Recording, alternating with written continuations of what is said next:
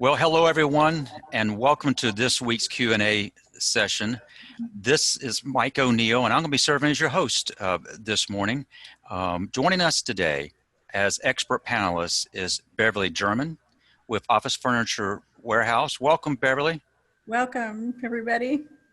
And also my colleague, Rhonda Beard. She will be with us on the back half of our time together, where she's going to be speaking on the topic of what's really in the news now, and that is we as business owners, as business leaders, as HR professionals know that what's happening outside the workplace works its way into the workplace.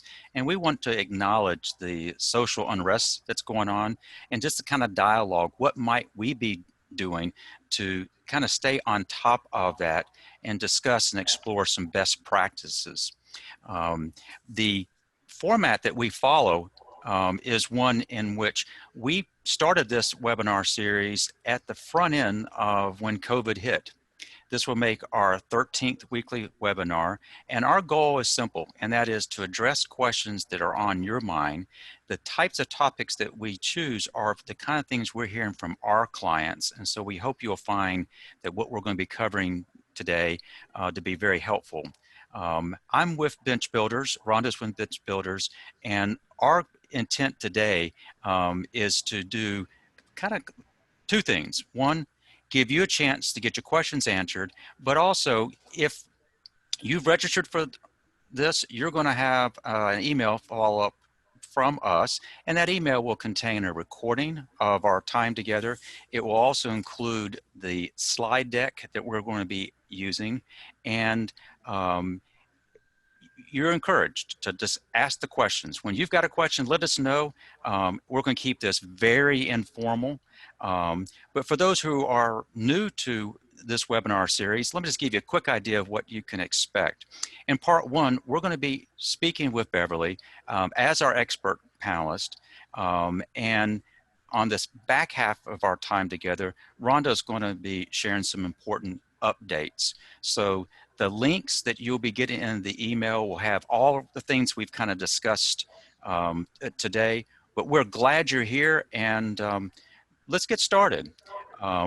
We've invited Beverly to join us today. Beverly is with Office Furniture Warehouse to acknowledge that what COVID has done, it's changed the world as we know it. And in particular, as business owners, as business leaders, and HR professionals, we're wrestling with these employees who are coming back to work. And so we just asked Beverly to offer her expertise.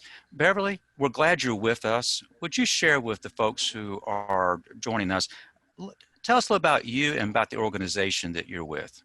Okay. I was new to the furniture business. I'm a nurse by profession and also had a real estate license, but I had developed an allergy to cleaning chemicals. So that's how I got started into the furniture business, because I could no longer work in the hospital because obviously you have to clean a lot. So in 2010, I joined my husband. He's an architect, and he had started the furniture business here in Cleveland, Tennessee. And then we had a shop in Chattanooga as well. So primarily we were focused on used office furniture in 2008, but as the economy got better, we added the new lines and new vendors and have been increasing that every year.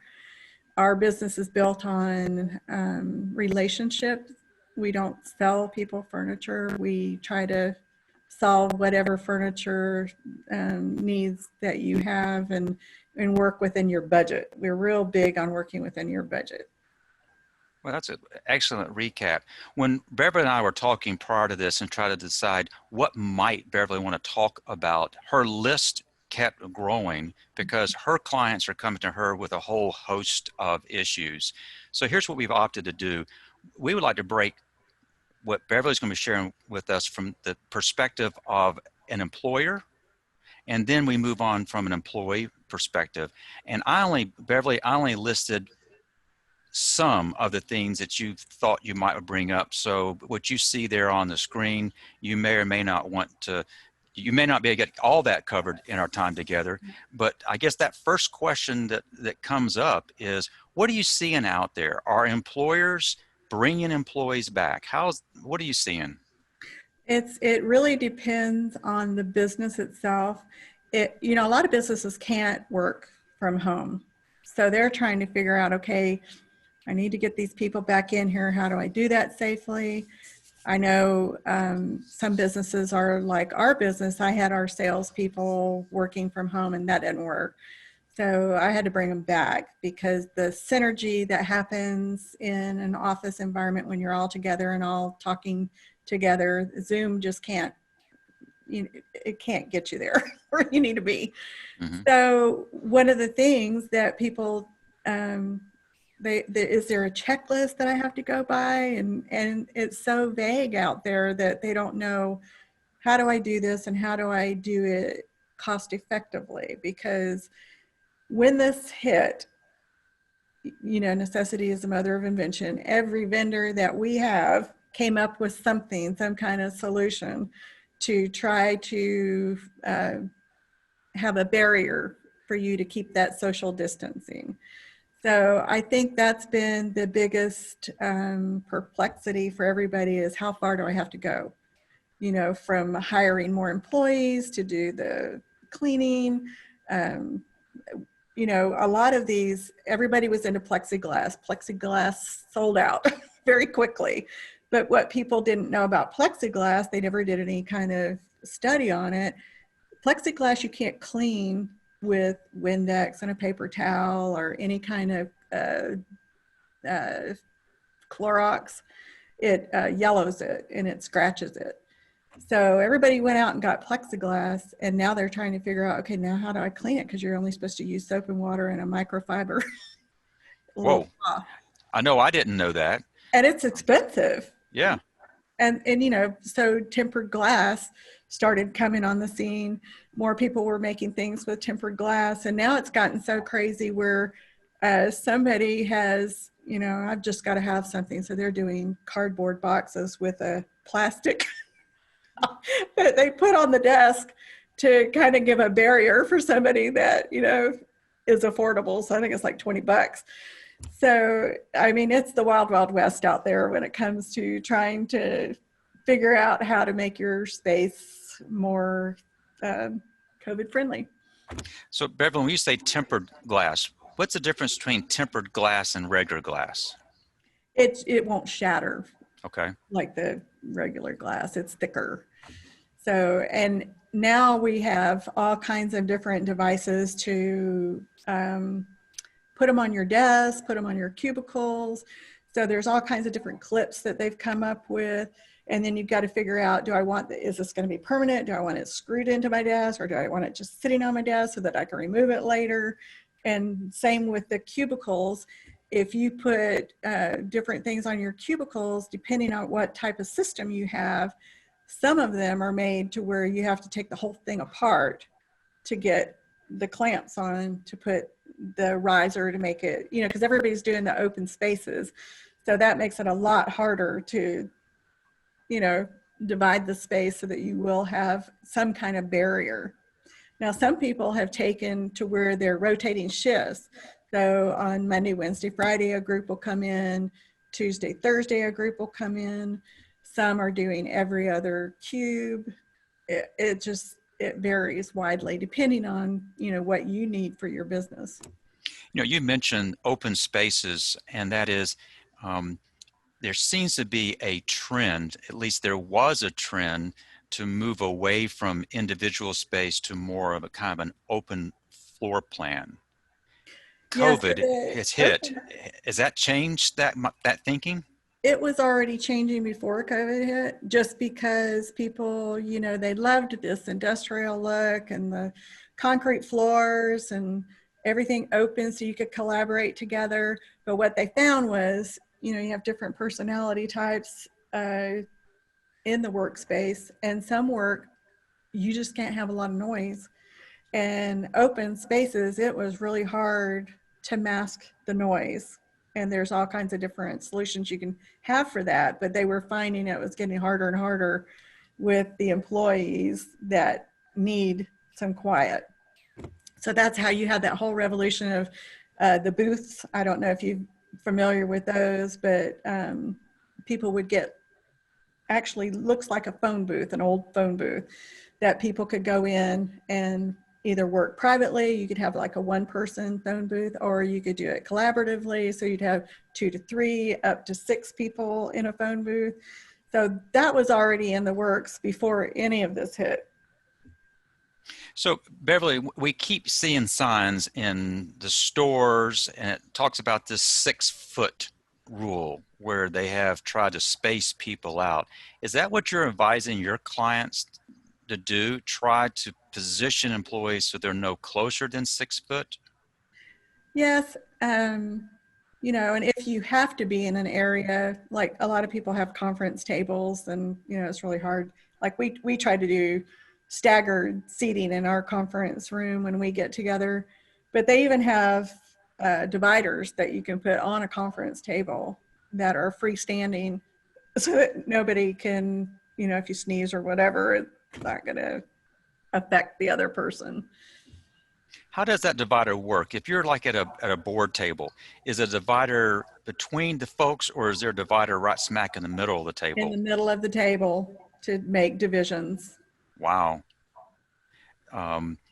That being said, so you're saying that there was already a move away from a total open office plan, Yeah. just because people need and want their space.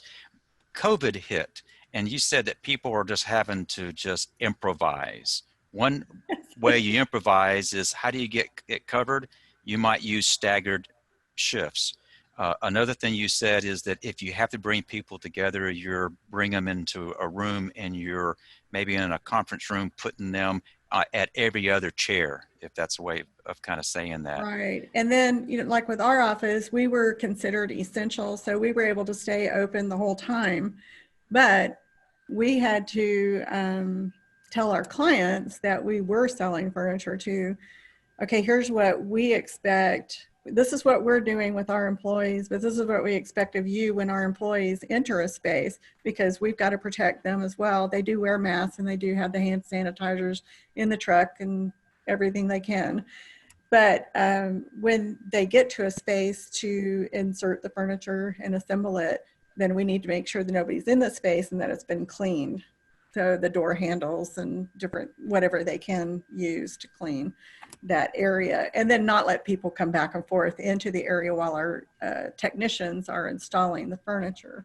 And I think a lot of people are struggling with that, because they're like, okay, well, we have people coming in and delivering stuff all the time. How do we deal with that? Well, you have to have protocol that you have set up. We take people's temperatures when they come into the door. Anybody that comes in the door gets their temperature taken. So at least you know that. And then we clean even if nobody's there every 2 hours. So your own company's practice is you take temperatures of anybody who comes in. Would that include employees? Yes. Every So employee is tested, every person. We've still allowed people to come in and look at furniture. We didn't advertise that. It was just clients that I really need to see sit in this chair or whatever. So we've allowed them to come in, but we have 81,000 square feet. So it's easy for someone to social distance. And then after they're through, we clean anything they've touched. I'd like to go back, if you don't mind, Beverly, to the open floor space, whereas there was already a movement away from that, but you use a term, I understand that concept of space dividers, but freestanding versus extensions, what does that mean? Well, now they have, before it was really hard to get freestanding to where you don't have to bolt it down anywhere. It just has feet on the bottom. And so you can set it in place and you can make any kind of configuration that you want. Panels they're not freestanding. So you have to either have a T or an L. It has to be wall mounted or whatever it can be to where it's stable, because you don't want it obviously falling on somebody. But the new things that they have out are freestanding. So they have feet on the bottom and you can put them wherever you want. And they come in different sizes. The typical size of a cube panel, but you can place them between desks, if you want an area in the open space where people can go, and this is kind of a trend that people are going to now, is when you first come into an office and you get checked in, you don't want somebody in the back where everybody is. So you only allow them into a certain square footage of the office. And so you have like a space that you can set aside with these panels, and that's where everybody meets so that they're not infecting anybody in the back. You can see my curiosity is going to get probably the best of me. I have lots of questions. You mentioned plexiglass as how we thought that was going to be the answer. It's clear, it's light, it's easy to kind of cut, but the problem is if you're going to keep it clean, any cleaning agents other than soap and water and a microfiber cloth will yellow it. So there's a move towards the tempered glass. What are laminate stackers? Well, they're just made of laminate material and they're easy to clean too, but you can't see through them, which is why people didn't gravitate towards that, because the whole reason to have a low height cube is so that you get that feeling of openness and you can, talk to somebody if you needed to. It just gives you a very small barrier. But in order to be compliant with COVID, you would want something higher. We're all reacting and trying to come up with what we think is the right solution. Are you finding that most of your clients are looking for a temporary fix, or have they basically said, you know what, it's forever changed? The things that we could do temporarily, let's go ahead and do permanent. Are you seeing any of that yet? The larger corporations are thinking more permanent. The smaller businesses are not. What can we get by with because of cash flow? Because you got to realize the larger corporations, they had funds to weather this out. The smaller businesses, especially if they didn't get the PPP, they are struggling and they're trying to figure out, what can I do that's, cost effective, because all of my revenue's down. I've had to lay people off. What can I do to get by this temporary, hopefully, time? Beverly, one reason we wanted to bring you on is that you bring to this conversation several things. One, you're a business owner and you understand what it takes to run a business, and you understand the challenges of cash flow. You understand the dynamics of the economy. When the economy is not good, you all tend to sell more used furniture. When it picks up, that shifts more to new furniture. But then what I heard you say before we even came on live here is that there are clients out there who think the solution is going to be a real expensive. And what I thought I heard you say is there are less expensive alternatives out there. Right, and that depends on your business too. Just the simple thing of masks and cleaning frequently and taking temperatures, asking the questions, if anybody's sick, don't you come in, all these preventive things. But people that are in the industry to where you have to make deliveries, you're really, you could be doing everything right. And then you walk into a business and they don't even tell you that somebody's tested positive for COVID. They don't tell you anything. So you don't know that your people have been exposed or haven't been exposed. You just don't know. What I hope we're going to do is kind of move to how this affects our employees and your employees. What you just mentioned is that you've got your folks delivering your all's products, and you're asking them to perhaps endanger themselves. So you're asking the folks they're delivering to adhere to good social distancing practices and the like. Have you, as an employer, had any issues, without mentioning names, but any issues with some of your employees uncomfortable going into certain settings because they've not taken those precautions? We did, and we allowed them to, we laid them off. That was their choice. with everything going the way it did. Of course, they are very well compensated by staying home. But, you know, if you're afraid, I don't want to put you in a position that you're not comfortable with. You know, to me, your well-being and your mental health is more important to me than, you know, okay, I've got to have a worker. You know, because we at Office Furniture Warehouse, the people that work here are like family to us, and we want to take care of them in the best way we can. Now, we do have to get a job done, and because some people did choose to stay at home, my husband's been delivering, and I've been delivering, and all of our salespeople have been delivering. But it's whatever you are comfortable with. Some companies don't have that choice. We have a business that's right next door. They're called Good Guys Moving. I mean, you would never know that there is a problem out in Chattanooga because they are just constantly delivering.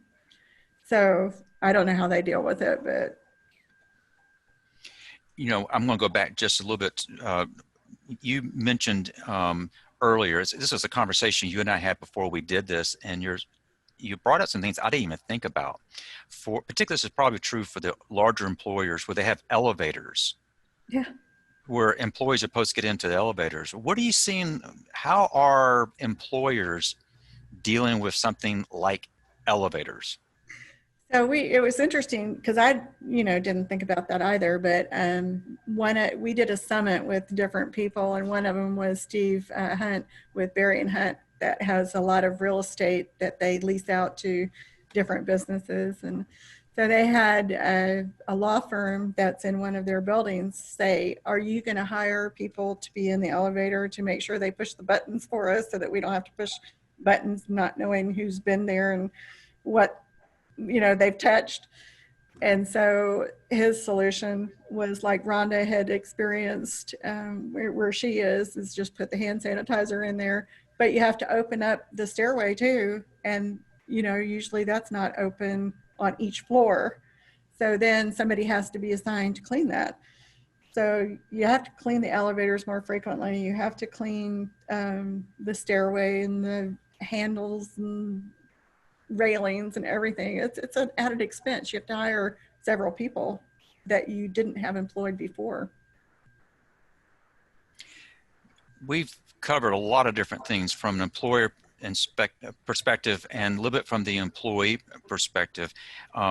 We began these webinars about 13 weeks ago, kind of on the front end of COVID. From your perspective, from what you're seeing, how do you see COVID playing out? How is this going to be impacting your business, and what are y'all doing to prepare for that? Well, it's interesting to see the progression. You know, we cut down our hours at work and weren't really advertising being open at all. Well, when they started relaxing things, we saw that people were, "Oh goodness, I'm over this. I just need to get out and get stuff done, and I, you know, want to get my space ready." And so more people were coming in, and we're cleaning more often. And after, and I know you'll be talking about the movements that have been happening, everything went out the window. I mean, I hardly ever get anybody in with a mask anymore because they figure, I guess, if you can protest and do all these things outside, I'm done with it. I can do this too, and it's in a space that's not, you know, there's just not a lot of things that you come in contact with that you'd have to be careful with. So if I'm hearing you correctly, they're not coming in with a mask, but the nature of your business is very spread out. Yeah. So you could perhaps allow them to come in and do that without endangering others in the process. Yeah. But I do offer it to them, you know, so if they want to wear a mask, if they don't want to wear a mask, I leave that up to them. And do you ask your employees to wear a mask when they're interacting with a customer? No, I'd ask the customer. So the customer is making that determination. We all have masks. We all have them available. Now our installers, yes, they need to wear a mask because they're out in the public and um, for their protection more. Not that the mask is going to protect them, but we all know that you have to have a certain type of mask to get protection, but anything's better than nothing, I guess.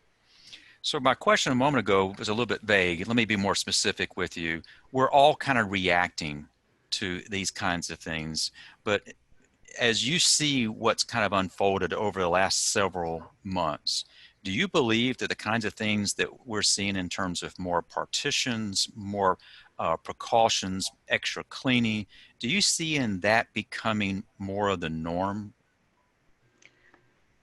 That will be interesting to see. I mean, if you think about it, you know, when we had buffets start, a lot of them didn't have shields. And I think everybody's kind of seen what happens when somebody sneezes or even talking, the particles that are released. I mean, it makes sense to have more protection just on that level. So I don't know what other companies are going to do because it's cost. It's cost. Everybody's looking at the cost of it. That being said, what is the trend in your business? Are you finding, we talked about going from an open workspace to people kind of wanting a little bit more privacy that may get emphasized now with COVID. But do you see this social distancing impacting how employees interact with each other? Yeah, I mean, you think about the break room. So everybody used to have stuff sitting out in the break room, fruits and whatever. Now you're going to have to go in stages. Probably vending machines will be more popular, anything packaged. We used to offer when, you know, people came into our space, we always offered them water, coffee, tea, and we had fresh fruit out. We don't do that anymore. Everything's packaged, everything's to where it won't, you know, be exposed. So I definitely see that there will be changes that will be permanent, but how far it's going to go, well, just if you look at the evolution of furniture anyway, it goes from small space to big space to small space to big space to open space to enclosed space. I mean, it's always progressing. Every 10, 20 years, people get tired of their work environment, so they want to change it in some way.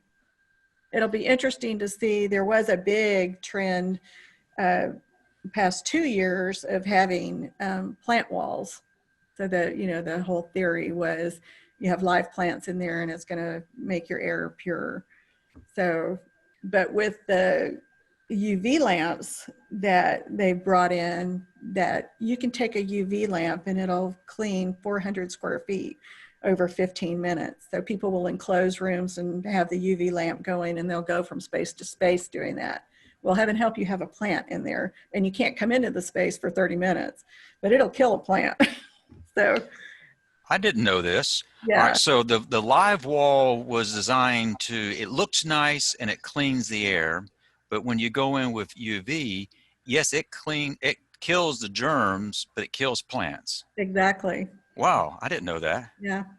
Yeah, we learned that the hard way. Oh, really? Yeah, read the directions a little more closely when we just didn't take the plants out. We were thinking, so you know, they were in a corner, and so then when everything was dying, we're like, whoa.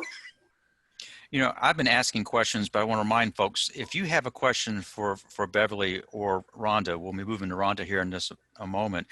Let's hear from you. We'd love to give Beverly a chance to answer your questions. Beverly, we've talked about a pretty wide variety of things. What might we need to have talked about that we haven't that you would like to share? Well, I think I just want to kind of reiterate that fear never is a good thing for your business. You have to realize that there's always challenges. They come in different forms, different faces, different situations, but don't give in to that. There's always solutions. Somebody will come up with a solution. So just be diligent on finding solutions and don't give in to the fear. You had a reason you started your business. It's a great reason. So don't give up and get your right team. And I'll tell you one thing, HR and accounting is your biggest team. We found that out. Well, and that's obviously kind of a bias that we have. So thank you for that plug. By the way, we've got someone, and let me invite you, if you would, Beverly, look at the chat box. But David wants to just kind of point out that they may be a resource for you that you might want to be aware of. So thank you for sharing that, David. Absolutely. Anything else? Go ahead.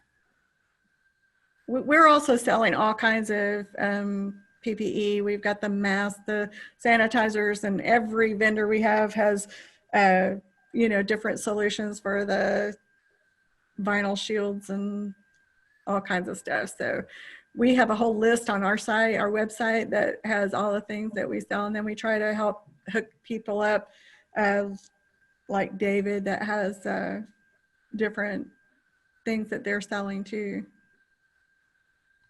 You made a point about this is time to be kind of creative. A lot of companies have had to kind of rethink what is it they do. Yeah. And they're now selling products and or services that they weren't selling just 3 months ago.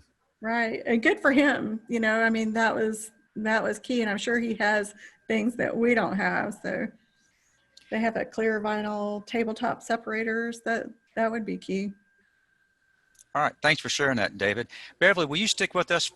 Absolutely. Good, because I'd like to come back to you here in a few minutes. But we could not address what's going on in the news. I'm going to move to Rhonda for next, and that is, we know that we're dealing with some serious issues that are above and beyond COVID. One might say that these issues have been there all along, but they've kind of come to light. But what it has resulted in is, I'm going to overgeneralize, but racial unrest, concerns about policing practices have led to protest, much of which is peaceful protest. But as an employer, as a business owner, these protests will have an impact on the business. And so, Rhonda, would you just kind of speak to what is it you're seeing, and maybe help us get a feel for what should we as business owners, what should we as leaders and HR professionals, what do we need to be doing to being responsive most appropriately to what's going on? Sure, thanks, Mike. And Beverly, great information. It goes along with a lot of things we've been communicating over the last several weeks, but it's great to hear from a small business owner, which is what we've really been trying to provide resources for, and how you're dealing with some of this, as well as trying to support other businesses. And as Mike said, we're still obviously dealing with COVID, but now as employers and business leaders, we have all the protesting going on, which doesn't just stay outside the workplace. A lot of that is coming into the workplace with people. And as Mike said, it's kind of it's been there, the issues with racism and inequality and people feeling treated differently. It's always been there, but it's just become a lot more prevalent and vocal in the last several weeks, obviously.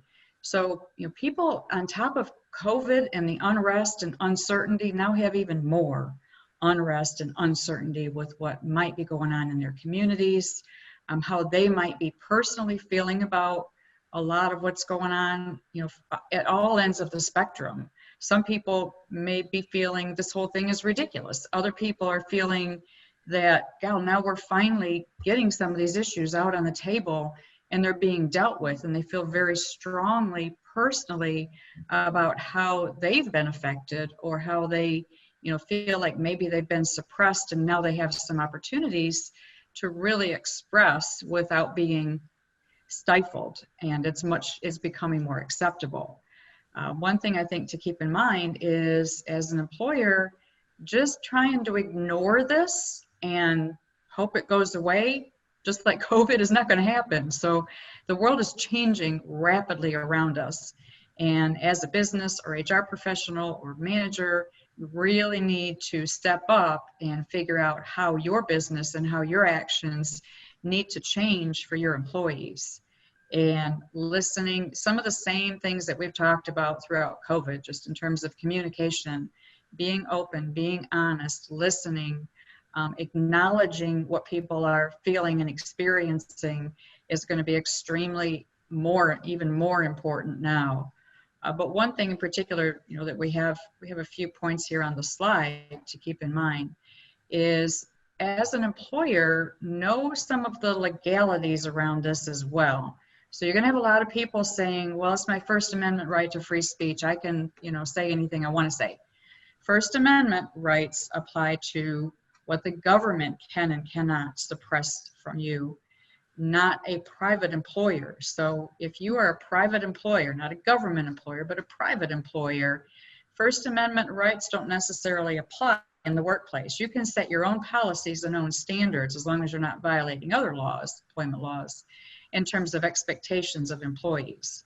So being able to speak out in the workplace, there are definitely limitations and parameters to that to make sure that it's not it's not resulting in harassment or racial comments against other people. That's not okay in the workplace. And as an employer, you can definitely address that.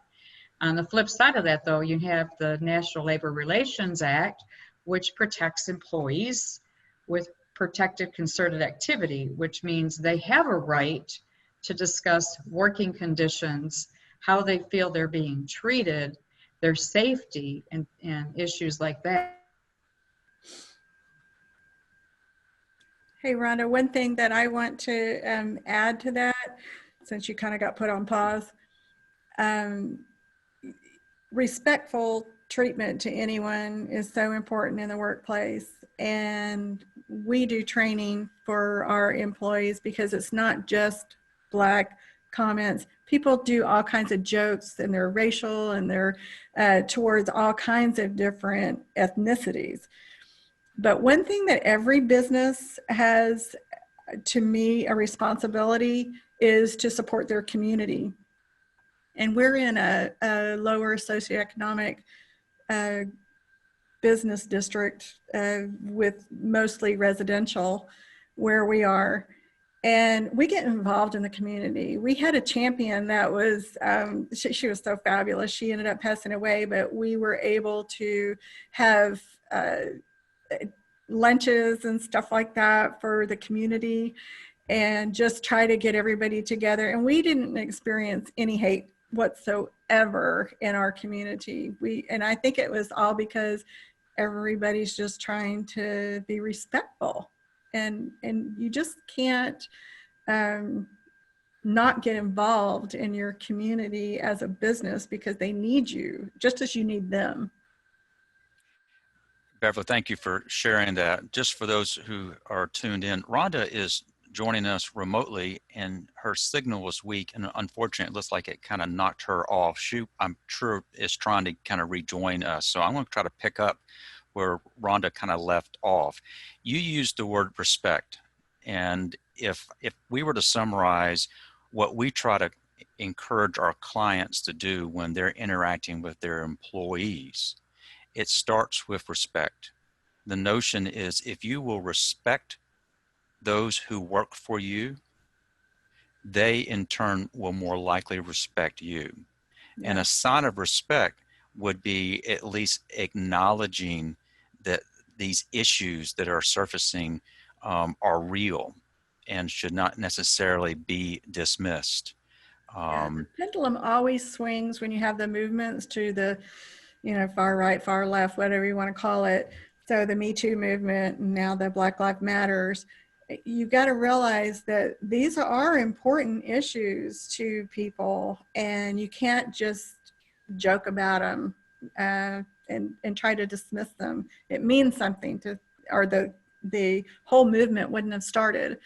And it all boils down to lack of respect for an individual and hearing them. We have opted to try to stay neutral on a number of issues, but this is one thing that we can't be neutral on, and that is if an individual is respected and is shown respect, even though they may have some deep concerns about the current state of matters, employees want to be heard. Yeah. And there is apparently quite a bit of pent-up frustration. At minimum, people have been kind of pent up for the last 3 to 4 months because they have not had the freedom to do the kinds of things they've enjoyed doing. The protests have kind of highlighted. Welcome back, Rhonda. And you're still muted, so I apologize. Can you unmute yourself? All right. All right. Sorry Hey, about that. welcome. Hoping that wouldn't happen. Well, it did. Beverly was just kind of picked up where you left off, and she was just trying to stress how important respect is. That one word applies to everything that we're kind of talking about. And so, Yeah. Rhonda, I think at the point that you dropped off, you were beginning to work through a couple of other things. So let me just let you go back to where you were. Do you remember where that was? Okay, sure. So clear core values. I think, you know, as a company, a lot of companies have already started coming out with new messaging, have been very proactive, and you've seen a lot of it. Companies who are contributing money towards equality issues and coming out with different messaging, different values on their websites and marketing materials. So one thing you should really do as a company, take a look at all that. Take a look at your websites, take a look at your policies, the communications you're sending out, your job ads, your internal practices, and make sure that they don't even inadvertently contain anything that might be perceived as inequality. Ask some of your employees to take a look at it for you and make sure that they feel that things are set up in a way that people are treated equally, respectfully. And training. We've talked a lot about training in the past, training your managers, training employees, but there's a number of things, if you haven't done it, it is definitely the right time to do that. And that's harassment training, for one, making sure that all of your employees clearly understand that your company does not tolerate any type of harassment and what that means. Mutual respect, as you were saying. I mean, everybody needs to understand, no matter what your position is in the company, how your conduct and standards are set up within your company and what your expectations are. And continually communicating that to employees will make sure that they understand as an employer how much you value them as well as everyone in the workplace and in the community. So again, constant communication, messages, training for all employees, and then specifically for your managers and leaders in how to address conflicts when they occur, because they're going to occur in the workplace. You have conflicts occurring in the communities, they're going to come into the workplace at some point. So having your managers well equipped with how to handle and diffuse those situations when they do come up, so that employees understand, again, your expectation, and that your managers have clear training tools and comfort level in dealing with those things. So, you know, making sure you have training with them on empathetic listening, recognizing differences in people, recognizing signs of anxiety or conflict or stress, and how to deal with those, how to, you know, be out in front of them, and make sure that you're in constant communication with your employees so you know what's going on with them and you don't hear these things, you know, second or third hand.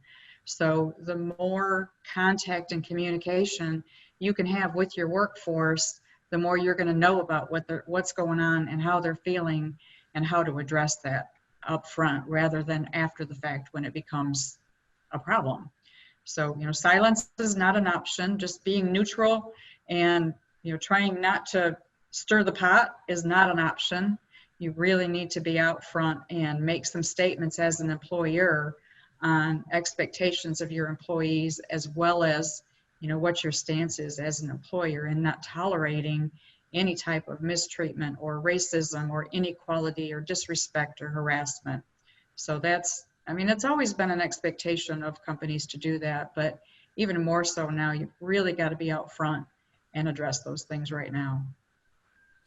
Rhonda, you've mentioned many reasons why, as employers, we need to try to make sure that our employees feel that they've been heard. You've also stressed the importance that if you own a business, you run a business, the community is looking at how do you, as a business, um, own up to your responsibility as a business to the community. In the same way, employees who work for that business, they work for you, they're looking to see how you're doing that. Beverly, that's what you mentioned just a moment ago. We've talked so much about the importance of people being heard, but there's also a practical side here. And the practical side is, let's say you've got an employee who wants to attend a protest, and that protest happens to be during their regular scheduled work hours. Are you required as an employer to give them that time off?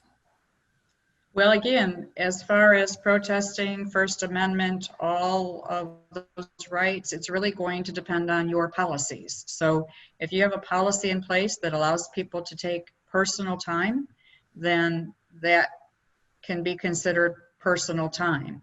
But it's not going to be available to them as a necessary right outside of what your paid time off or time off policies allow.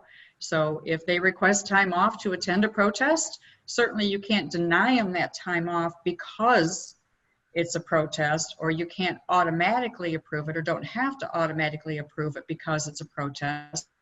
But it should fall within whatever your time off guidelines are within your policies. Gotcha. That's one thing I would like to say. Using a company like yours is so important because you need a handbook that already tells how, what is your Exactly. policy of requesting for time off. And you Right. need that training yearly from an HR representative that knows things that you don't know because you don't have time to do that. That's Right. why you need a specialist to come in and give you the guidelines and give you recommendations with your whole staff. Yeah, and again, Beverly, as you said even earlier, with some of the changes in space that companies are making, a lot of large companies, they do that. They know their requirements and they do that type of training every year. And smaller companies may or may not have, just depending on their workforce and depending on where they're at in their business cycle. But no matter how large or how small, I've taught a class before and have said, if you have more than 2 people in your workforce, you're probably going to have a conflict at some point.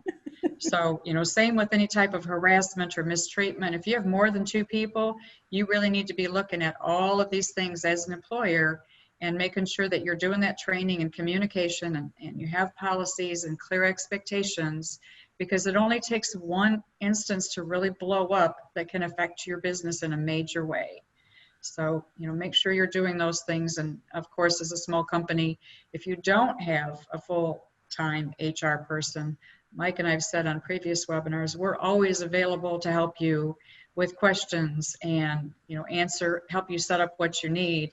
So feel free to email us if you have questions that you want to ask outside of this webinar to address concerns you may have and stay ahead of them. Don't wait till something happens and then try to figure out how do I handle it. Look at what you need to do to stay ahead of it and avoid it. We started these webinars in large part because we were all dealing with things that we didn't see coming. We didn't know what to do. So we all kind of came together and tried to put our heads together and learn from each other. We have found that the larger companies typically do have HR teams in place, and this is normal routine for them. But if you were to step back and look at, most of our clients fall into the quote small to mid-size range. But let's clarify, the Small Business Administration says if you got 500 employees or less, you're considered small. Well, in my world, that's pretty big. Yeah. But most of our clients fall into that range, but depending on the size, you may or may not have folks in place, particularly when things are changing as fast as they are. Can I ask another technical question, Rhonda? It kind of goes back to this free speech notion. And that is, Can is an employee's speech, if they want to express themselves, is that speech protected in the workplace?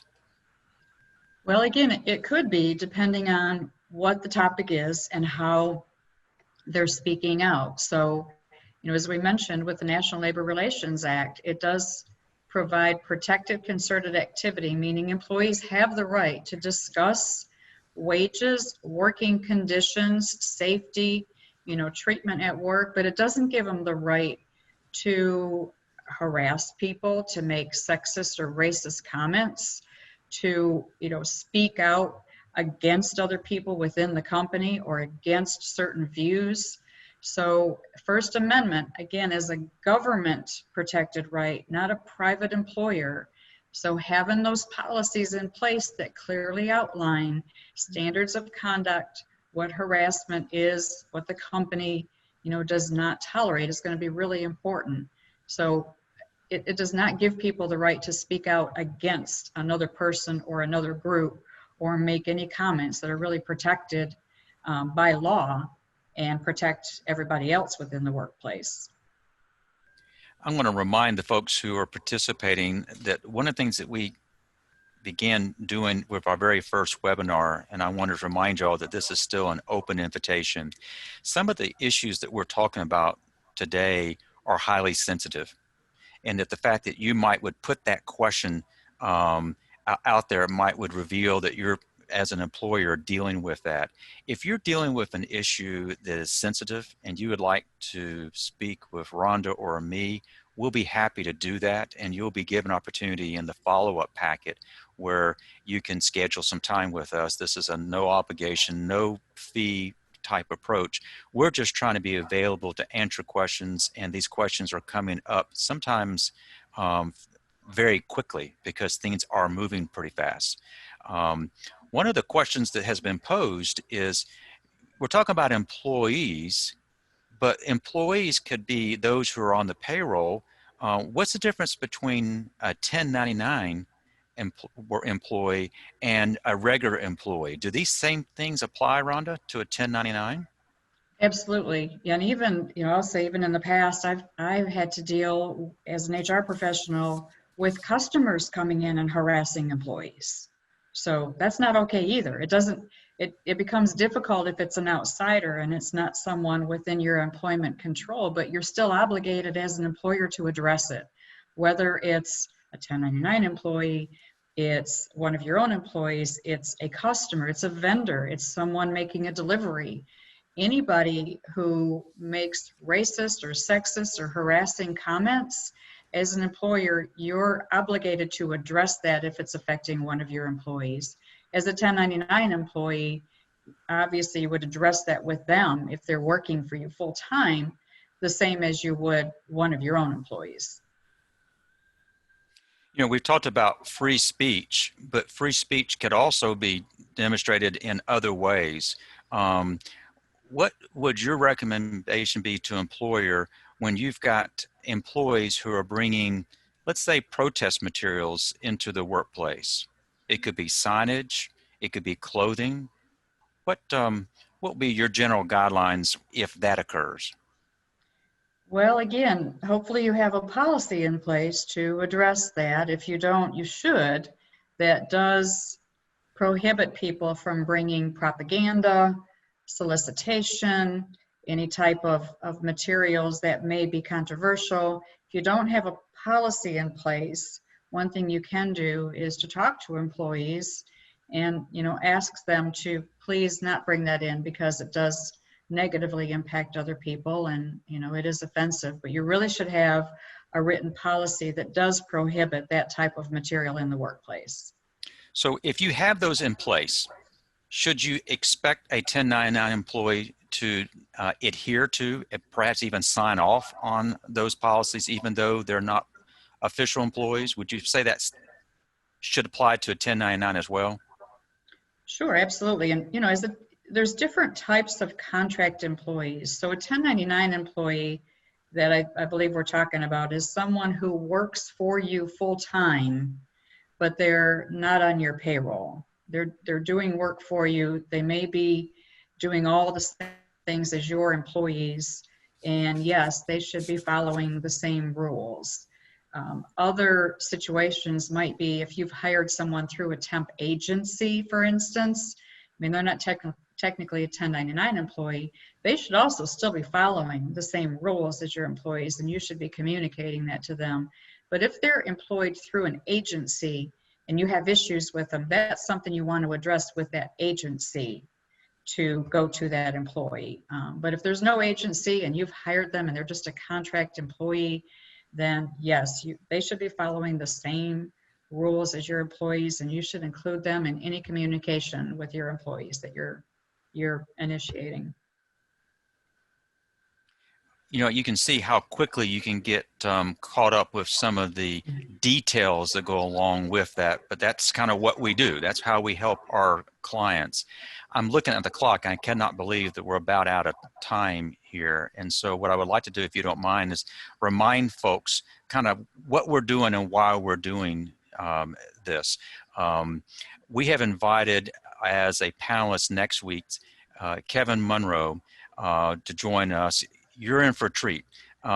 Kevin basically is acknowledging that what we're doing here, this is a kind of a webinar, but there's a right and not so right way of doing things. And if you are experiencing Zoom meeting fatigue, then you want to register for next week's webinar.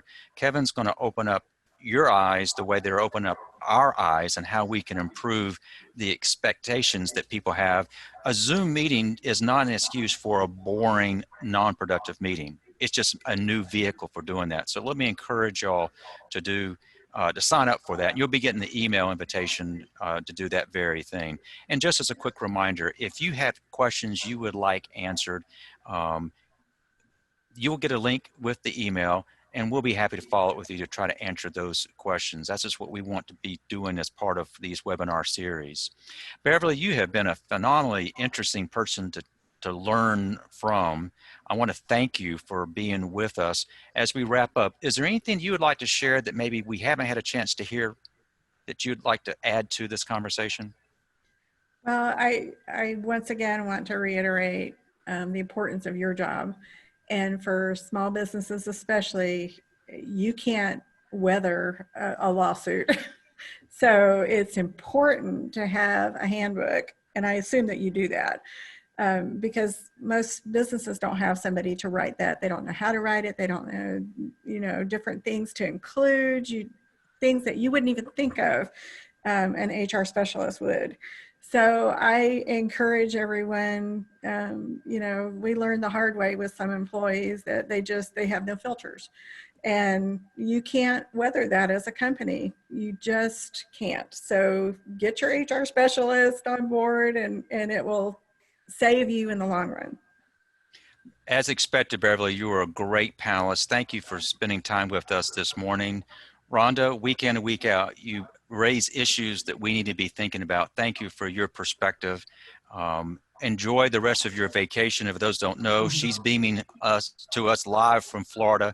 So let me get you back to doing that very thing. So on behalf of Bench Builders, thank you for your time this morning. We're glad you joined us, and we hope you will carve out this same time slot next week as we continue this exploration of how we can help each other navigate this crisis. So again, I wish you all the best. We'll hope to see you back next week. Take care, everybody. Thanks. Have a good day.